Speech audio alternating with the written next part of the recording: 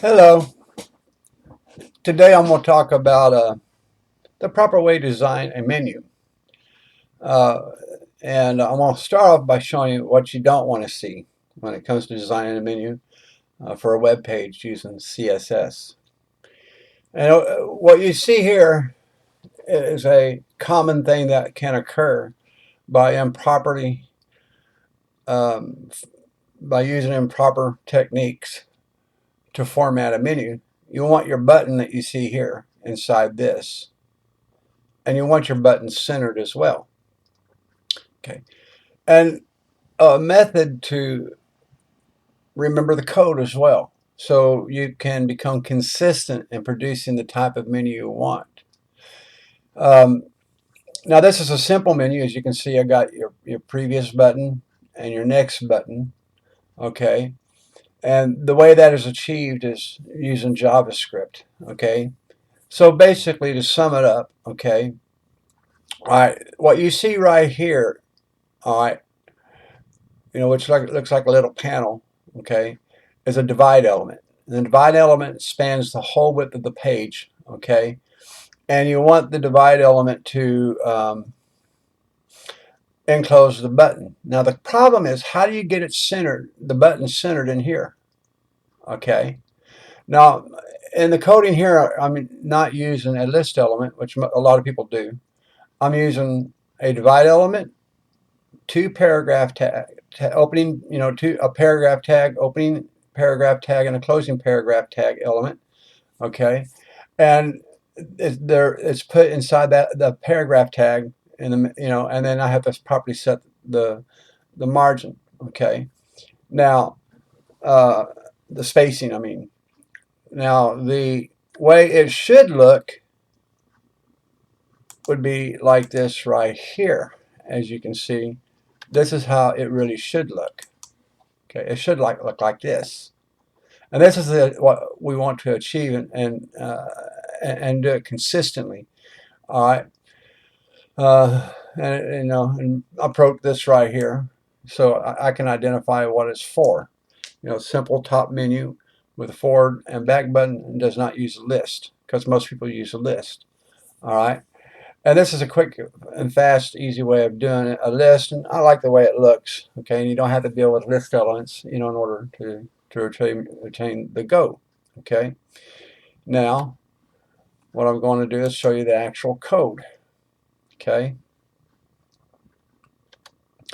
now this is the actual code right here that we're going to be looking at. All right, now the key to always being consistent is to write good comment notes. Okay, all right. So the first thing I decided to do in doing it, okay, now this right here, the box sizing border, is used like when you do elements that are stored like in rows or columns or whatever. So that's not being used right here. Okay, so we're not using this at all.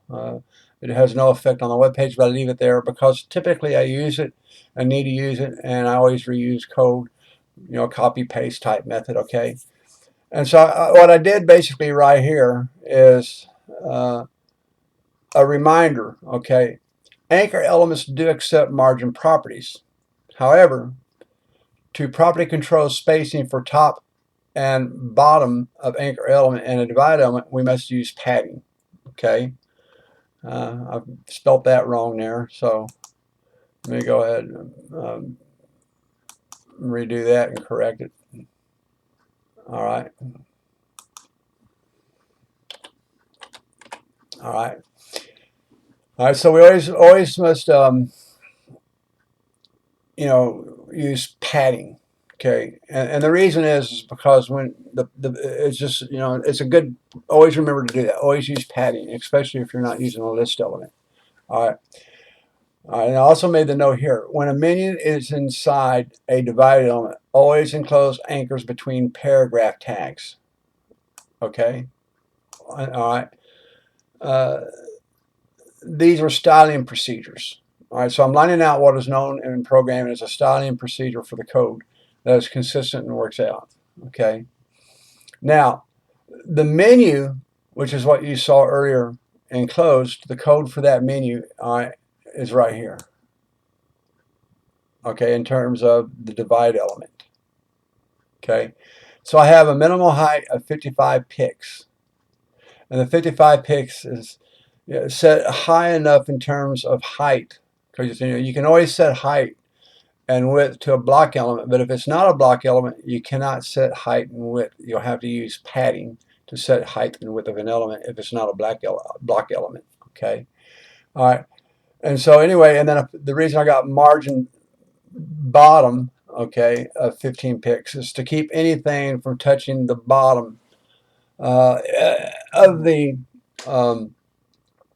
divide element, okay, that could be there present, so that's why I have that, okay. And then, all right, now if you notice, I have this note right here: use padding to keep anchor menu buttons from touching menu border and side. Okay, all right. And so here I show that I'm making the association that the buttons and the anchors are one and the same. They're not really buttons, actually they're anchors.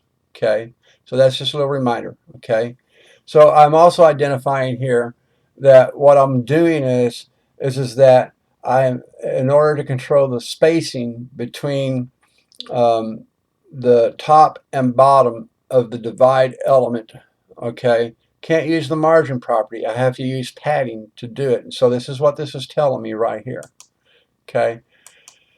All right. Now, as in terms of the buttons, now you got to remember the buttons are actually anchors. In other words, links. All right. But they're designed to look like buttons. And so because they're designed to use buttons, I assign to the button a class having the class name of menu button 1. Okay, but if you notice what I did as a styling procedure and code notation, all right, I said these are really butt anchors. That's to remind me that this is not a real button in the sense as a HTML element as a button. It's actually an anchor, and it's an anchor that is designed like a button. Okay, all right, the text decoration. Okay, whenever you design a anchor to look like a button, you want to remove the underline that you typically see on anchor links. Okay, because you'll have like at the link and you have visited link. Colors that are slightly different, and you want to remove that underline. Okay, and at the same time, you want to assign a color to it so the color doesn't change. All right, when it goes from one thing to another. All right. Now the menu button here, I have width, okay, on the menu button, but that actually will not work, okay. I forgot to take that out. All right.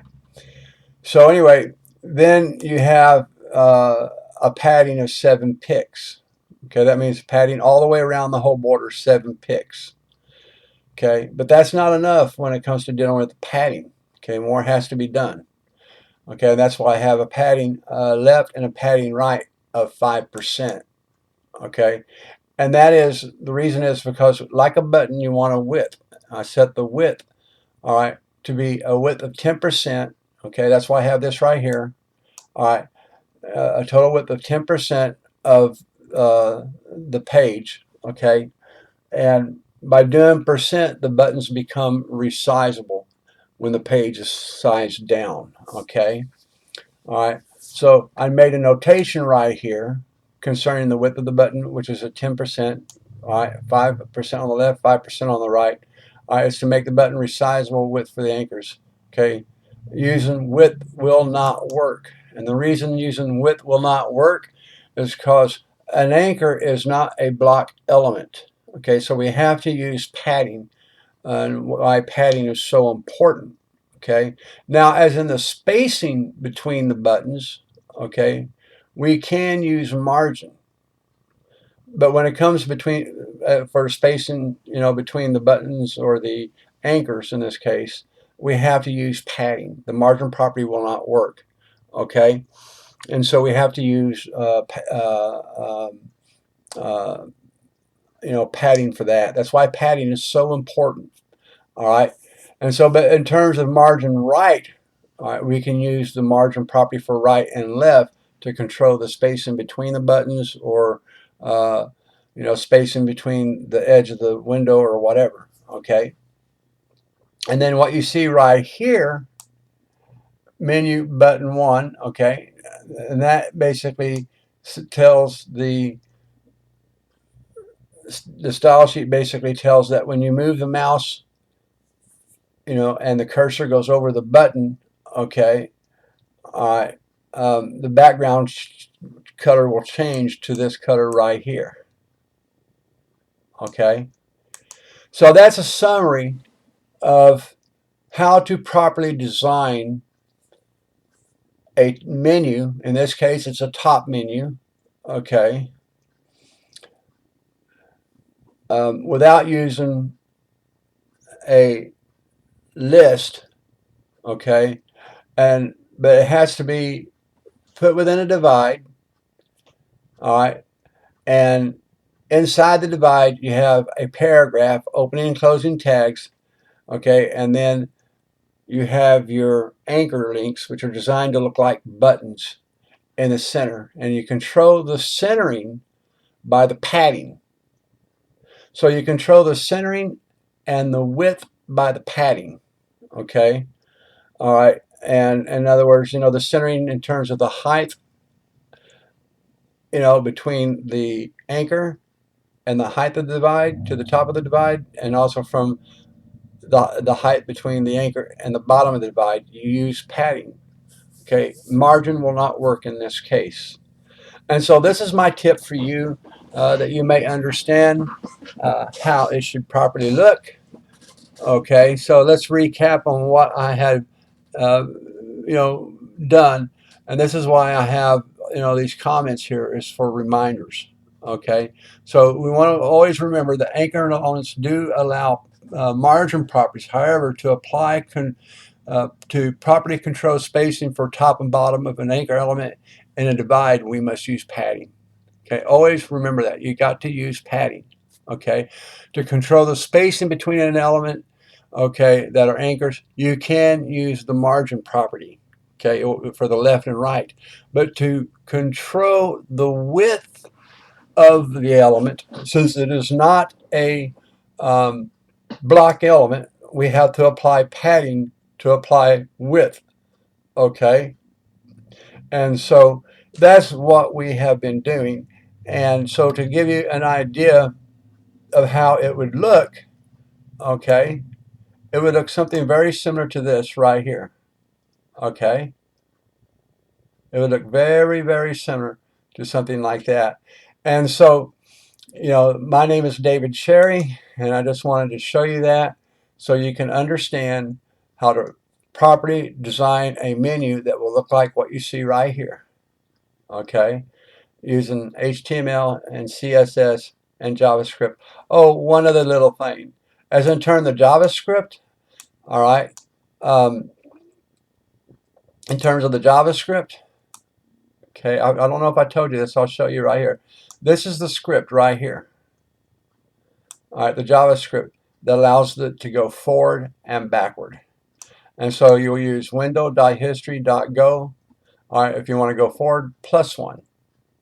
All right, if you want to go back, you go window.history.go -1 to go back. Okay, and we're doing this in what is called an on-click event.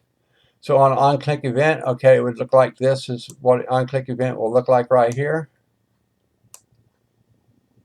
All right, and then the name of the function is called go back. So this here, the on-click event, all right, lets you know that it'll have a function in there, and the function name is go back. So this is the function name right here. All right, and this is actually a function invocation when you click the button that occurs. All right, and so this is the actual function go back right here. Okay, so back to the top. Okay,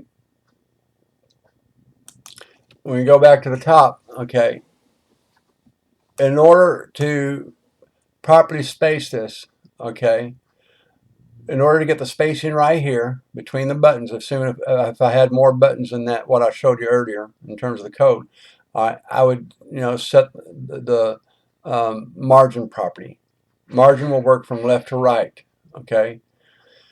But in order to control the padding, all right, then in order to control the padding, I have to use padding, okay, in order to control the padding. So this is David Cherry. This is my tip how to properly design a top menu without using a list element, and all you're using is a divide element, a paragraph tag, and